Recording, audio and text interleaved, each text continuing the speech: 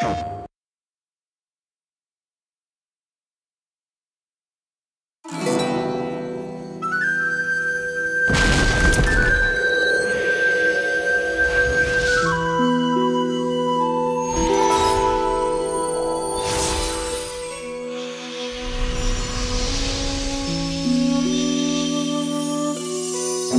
knew from the beginning we wanted it to be based around Celtic mythology, and we wanted a particular feel toward the world, so this feeling of a world suffused with magic. Our biggest draw was the Irish culture and Celtic influence in general.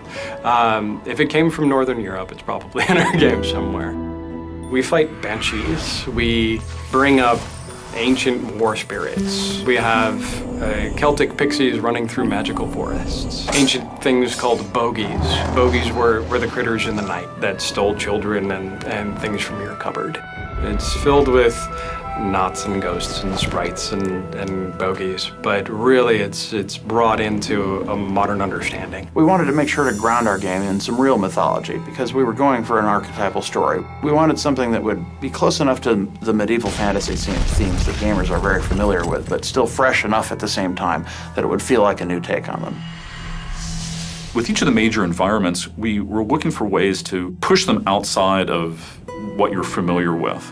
We wanted to create the sense that you're someplace else, someplace strange, someplace that's not the real world. The foresting door! I can see it! We took our worlds and we really gave them a rich visual treatment that made them look just frankly stunning and beautiful. And a place that, even if you weren't playing the game, you would be really enjoying just getting to walk through it and sort of marveling at the architecture and the flora and fauna, the way the light played off the surfaces. The elves who built a lot of this stuff, they don't build like humans do. They grow things organically. There's something sort of unsettlingly strange about the way the buildings are constructed in these spaces. They're not built like normal human buildings. So all of the ruins that you see in the Endless Stair, they don't feel like crumbled stone. It's like the stone has all been like grown like plants. Everything has sort of this sinuous feel to it, and then it's toppled and fallen over.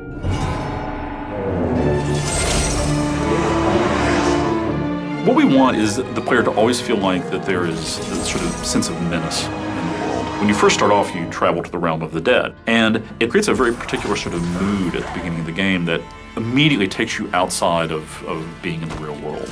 The whole idea behind Lockbarrow is wandering through a graveyard on a midsummer's night. It's this enormous ruined fortress that is filled with mist, and there's ghostly hands that are reaching up out of the ground every place you go. We call them the Restless Dead, long-lost battle spirits from Irish Celtic songs. In our world, we really draw on those ancient legends. Those were really a lot of the deep inspiration behind most of the critters that you'll find. We have several different base enemy types. We have the Restless Dead, we have the Forest Sylphs, and we have the Bogies, which are goblin-like creatures.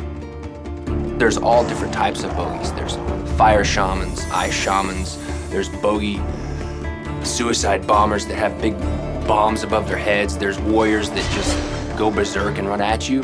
We tried to create a silhouette and a profile that was far enough removed from goblins and trolls that it could be a fresh and original character. Hey!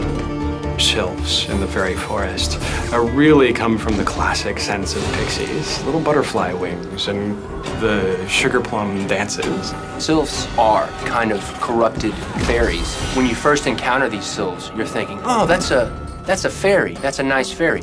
But then that fairy comes up to you and slaps you in the face with a twig. And you're like, what's going on? Personally, through hours and hours of playing the game and testing the game, the sylphs are the absolute bane of my existence.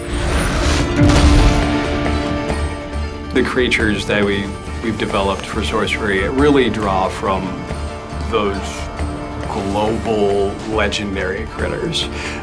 Ghosts, goblins, things that move in the woods.